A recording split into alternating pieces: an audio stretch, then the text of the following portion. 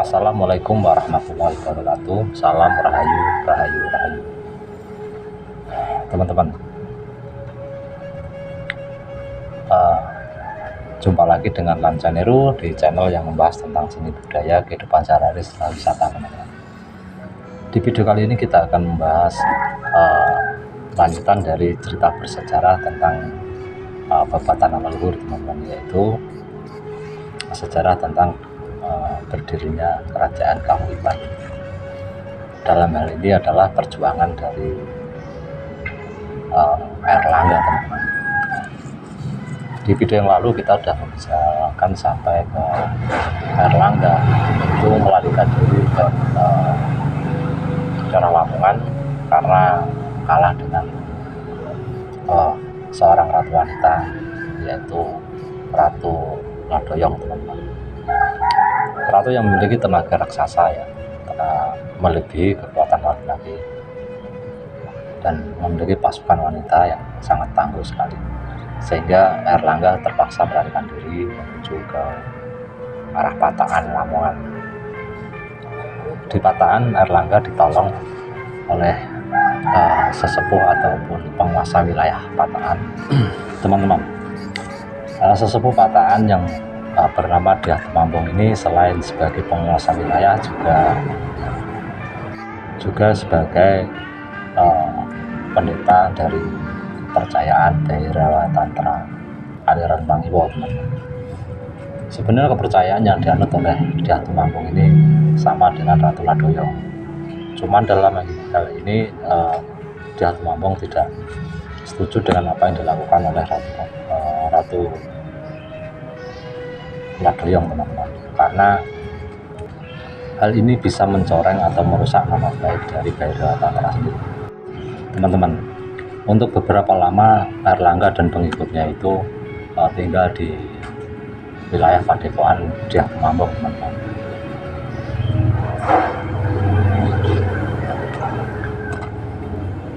Sambil mengumpulkan sisa-sisa prajuritnya yang berceceran. Dan memang banyak sekali prajurit-prajurit yang selamat dalam penyerbuan itu, yang pada akhirnya menemukan keberadaan Airlangga di Lamongan, dan mereka bergabung. Setelah semua pasukan Airlangga bergabung menjadi satu dan ditambah pasukan dari Dyah Tumambong, itu pada akhirnya Airlangga dan Dyah Tumambong itu melakukan perjalanan menuju ke Lumajang. Setelah sampai di pinggiran ke kerajaan yang dipimpin oleh Ratu Ladoyong, itu rombongan dari Airlangga mendirikan kemah dan beristirahat di tempat itu. Sementara itu Dyah Tumambong minta izin kepada Airlangga untuk menghadap Ratu Ladoyong. Teman-teman, setelah Dyah Tumambong masuk ke dalam keraton Ratu Ladoyong, itu tidak lama kemudian Dyah Tumambong dan Ratu Ladoyong itu keluar bersama-sama menemui Airlangga. Teman-teman, dikisahkan di sini bahwa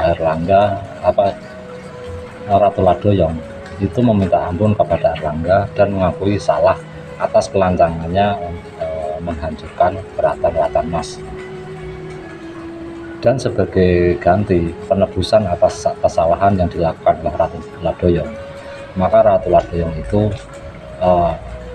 bersedia membantu Airlangga untuk menyerang kerajaan Leram yang dipimpin oleh Sri Haji Warawari.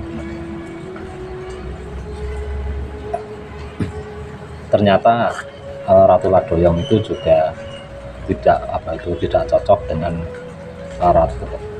Sri Haji Warawari, teman-teman. Karena seperti kita ketahui di kisah sebelumnya bahwa Sri Haji Warawari itu memang tidak suka dan sangat membenci sekali ajaran Bhairawa Tantra, dan ada indikasi untuk melancarkan serangan terhadap Ratu Ladoyong karena Ratu Ladoyong menganut ajaran Bhairawa Tantra, teman-teman. Tetapi rencana itu belum bisa dilaksanakan karena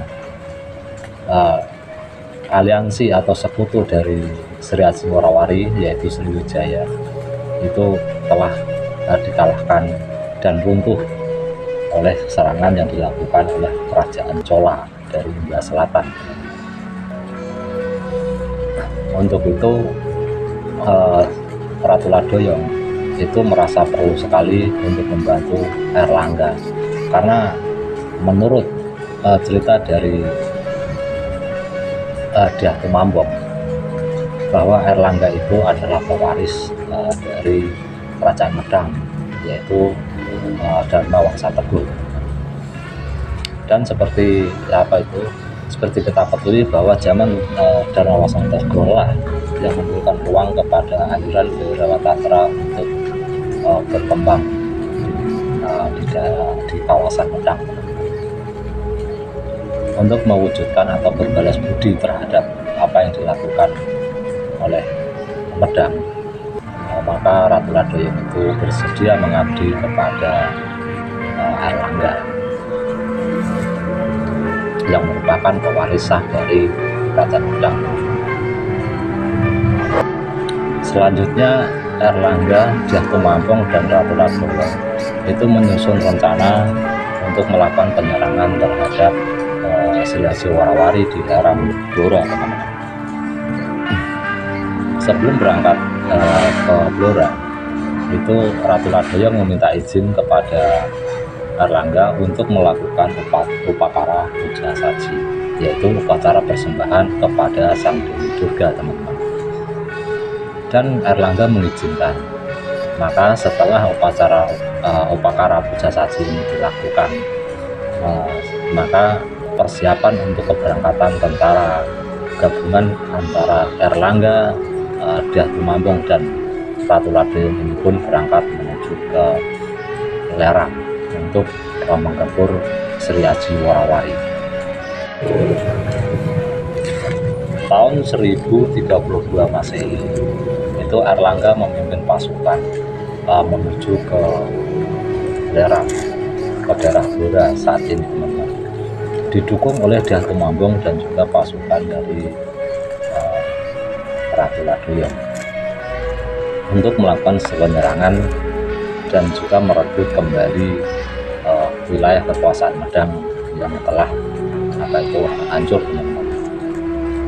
Jadi raja-raja yang dulunya berada di bawah kekuasaan Medang itu diambil alih kembali oleh Airlangga dengan damai ataupun dengan kekerasan.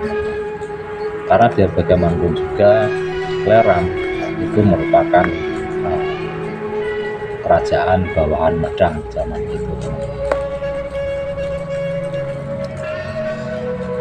Pada akhirnya pasukan Airlangga yang didukung oleh pasukan Dyah Tumambong dan juga Ratu Ladoyong itu berhasil mendesak mundur pasukan Sri Aji Warawari, teman-teman. Kerajaan Lerang dikepung dan pada akhirnya antara Airlangga dan Sri Aji Warawari itu berhadapan satu lawan satu. Dalam pertempuran ini Airlangga berhasil untuk membinasakan Sri Aji Warawari. Dengan begitu kemenangan mutlak dimiliki oleh Airlangga. Teman-teman, sebagian pasukan Sri Aji Warawari yang menyerah itu ditangkap dijadikan tawanan perang, sedangkan yang sisanya yang berhasil melarikan diri itu menjadi buronan. Sementara itu harta kekayaan yang ada di istana atau di keraton Lerang itu semua diangkut, dimasukkan ke dalam gerobak untuk menjadi harta rampasan. Teman-teman, kisah penyerangan Airlangga terhadap Sri Aji Warawari di Lerang dan juga penyerangan terhadap Muratan dan juga Waker itu semua tercatat di prasasti Buncangan. Prasasti itu saat ini tersimpan di India. Setelah itu pasukan yang dipimpin oleh Airlangga ini meninggalkan Lerang menuju ke Lamongan, yaitu di daerah pataan tempat tinggal dia. Disinilah Erlangga itu merencanakan masa depan kerajaan. Teman-teman, setelah Erlangga meraih kemenangan terhadap musuh-musuhnya, itu Erlangga tidak melupakan janjinya terhadap Dyah Tumambong. Orang-orang yang berjasa terhadap perjuangan Erlangga ini diberikan hadiah oleh Erlangga berupa tanah Sima, teman-teman. Tanah Sima itu adalah tanah perdikan atau tanah bebas pajak. Jadi tempat pertapaan Dyah Tumambong dan juga Ratu Ladoyong itu mendapatkan pengakuan tanah Sima oleh Erlangga.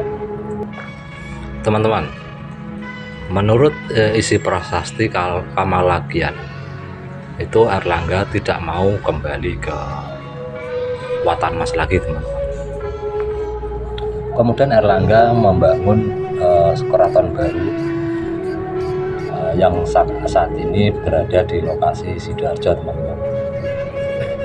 Karena sesuai adat kebiasaan yang terjadi dari zaman dahulu, teman-teman, setiap kerajaan yang mengalami peralaya atau bencana alam atau kalah perang itu, maka keratonnya itu tidak ditempati lagi. Maka selanjutnya membuat membangun keraton di tempat yang baru. Begitu juga pun Erlangga.